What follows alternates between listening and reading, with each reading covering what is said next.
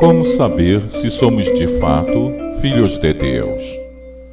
Chamando os apóstolos, os açoitaram e, lhes ordenando que não falassem o nome de Jesus, os soltaram. E eles se retiraram do sinédrio, se regozijando por terem sido considerados dignos de sofrer afrontas por esse nome. Atos 5, 40, 41. Porque os apóstolos se regozijaram pelo fato de terem sofrido por causa do testemunho que davam do nome de Jesus.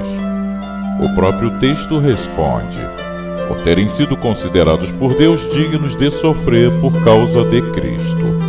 Este regozijo se explica pelo motivo de que é justamente pelos sofrimentos e perseguições sofridos por causa de Jesus que se comprova que somos de fato eleitos de Deus. Veja o que Paulo diz em Filipenses 1, 28, 29. E que em nada estáis intimidados pelos adversários, pois o que é para eles prova evidente de perdição, é, para vós outros, de salvação, e isto da parte de Deus, porque vos foi concedida a graça de padecerdes por Cristo, e não somente de crerdes nele. Pois tendes o mesmo combate que vistes em mim, e ainda agora ouvis que é o meu. Ora, os que perseguem têm em sua perseguição uma prova evidente de que permanecem perdidos e sem salvação. Mas os que são perseguidos por causa do testemunho que dão do Evangelho têm a demonstração da graça que lhes foi concedida para serem tornados filhos de Deus, porque Ele determinou antes da fundação do mundo que todos aqueles que viessem a pertencer a Jesus participariam também dos mesmos sofrimentos que Ele padeceu em seu ministério terreno, porque importa que os crentes estejam em tudo conformados e identificados ao Senhor deles, quer no que se refere às aflições, à ressurreição e à glorificação. Por isso, se lê o que está em Romanos 8, 29 e 30. Porquanto aos que de antemão conheceu, também os predestinou, para serem conformes à imagem de seu Filho, a fim de que ele seja o primogênito entre muitos irmãos. E aos que predestinou, a esses também chamou. E aos que chamou, a esses também justificou. E aos que justificou, a esses também glorificou. Ou seja, os que são de Cristo foram eleitos segundo a presciência de Deus, para estarem em tudo identificados com Cristo, isto é, serem conformados à sua imagem, tanto no que se refere aos seus sofrimentos, quanto à sua glória. Os que participam dos sofrimentos têm neles a prova da sua filiação a Deus, e, portanto, a garantia que participarão também da sua glória. Por isso o apóstolo Paulo diz em 2 Timóteo 2, 11 e 12, fiel é esta palavra: se já morremos com Cristo, também viveremos com Ele. E se perseveramos, também com Ele reinaremos. Se o negamos, Ele por sua vez nos negará.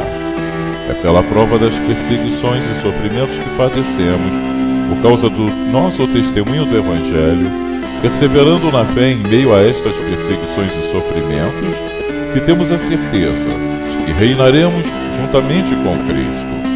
Mas os que negam o nome do Senhor, no comportamento que demonstram nas aflições e tribulações, podem estar certos de que não pertencem a Ele, e que Ele também negará que os conhece no dia do grande juízo final de Deus. À luz destas afirmações, podemos entender melhor o que Paulo diz em 2 aos Tessalonicenses 1, 3 a 8. Irmãos, cumpre-nos dar sempre graças a Deus no tocante a vós outros, como é justo. Pois a vossa fé cresce sobremaneira e o vosso mútuo amor de uns para com os outros vai aumentando, a tal ponto que nós mesmos nos gloriamos de vós nas igrejas de Deus, à vista da vossa constância e fé em todas as vossas perseguições e nas tribulações que suportais, sinal evidente do reto juízo de Deus, para que sejais considerados dignos do reino de Deus, pelo qual, com efeito, estáis sofrendo.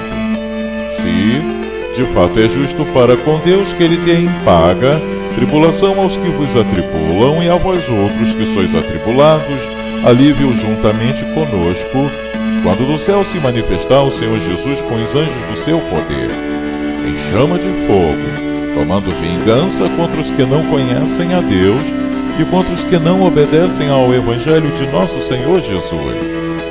Pedro também nos ensina aquilo que os apóstolos haviam aprendido de Cristo, que ele lhes havia ordenado que fosse passado à igreja.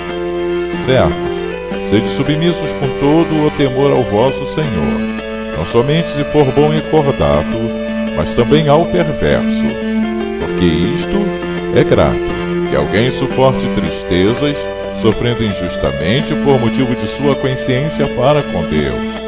Pois que glória há, se pecando e sendo esbofeteados por isso, o suportais com paciência? Se, entretanto, quando praticais o bem, sois igualmente afligidos e o suportais com paciência, isto é grato a Deus, porquanto para isto mesmo fostes chamados, pois que também Cristo sofreu em vosso lugar, vos deixando exemplo para seguirdes os seus passos. 1 Pedro 2, 18 a 21. Veja como o apóstolo declara que é grato a Deus, ou seja, que foi do seu agrado que os crentes estivessem associados aos sofrimentos do seu Filho unigênito, conforme havia planejado desde antes dos tempos eternos. Pois assim como Jesus foi submisso e amou em todas as circunstâncias difíceis e permaneceu inteiramente fiel à vontade do Pai, assim também devem ser todos os que são seus filhos. Daí, o dever de demonstrarem isto de modo prático, estando submissos àqueles que lhes foi ordenado por Deus, ainda que sejam perversos. A atitude de suportar tais sofrimentos é explicada por motivo de consciência para com Deus.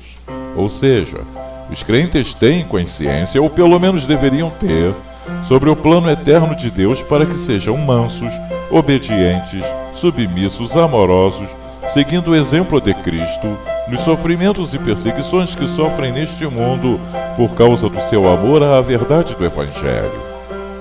E, finalmente, podemos ver esse ensino de Pedro sendo reafirmado por ele em 1 Pedro 4, 12 e 16. Amados, não estranheis o fogo ardente, que surge no meio de vós destinado a vos provar, como se alguma coisa extraordinária vos estivesse acontecendo. Pelo contrário, alegrai-vos, na medida em que sois coparticipantes dos sofrimentos de Cristo, para que também na revelação de sua glória vos alegreis exultando. Se pelo nome de Cristo sois injuriados, bem-aventurados sois, porque sobre vós repousa o Espírito da glória e de Deus. Não sofra, porém, nenhum de vós como assassino, ou ladrão, ou malfeitor, ou como quem se intromete em negócios de outrem.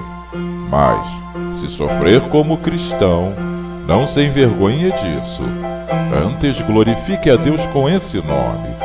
Por isso Jesus disse que os crentes teriam o legado de sua paz, junto do legado de aflições que teriam que suportar em razão de terem sido tornados filhos de Deus. Daí, a razão de ter declarado também que aquele que estivesse apegado à sua vida iria perdê-la, porque a filiação a Deus demanda esta necessidade de suportar perseguições e sofrimentos com paciência, permanecendo na paz de Deus, porque isto somente pode ser conseguido pelo poder do Espírito Santo, que será, portanto, a prova evidente de que não estamos de fato mais na carne, reinando o pecado em nós de forma absoluta, mas no Espírito, que destruirá progressivamente em nós o pecado e as obras da carne. À luz destas verdades bíblicas, como você e eu, entenderemos e aceitaremos as doutrinas do pare de sofrer, do uso da fé para evitar o sofrimento, do se buscar a Cristo para ter apenas as chamadas bênçãos com sabor de mel e por aí afora.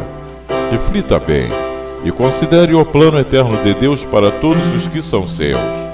Por esse plano maravilhoso, podemos saber, afinal, se somos de fato seus filhos ou bastardos, porque estes, de fato, não estão sujeitos à disciplina, às correções de Deus, e nada têm que demonstrar que estão plenamente identificados com Cristo no que se refere aos seus sofrimentos.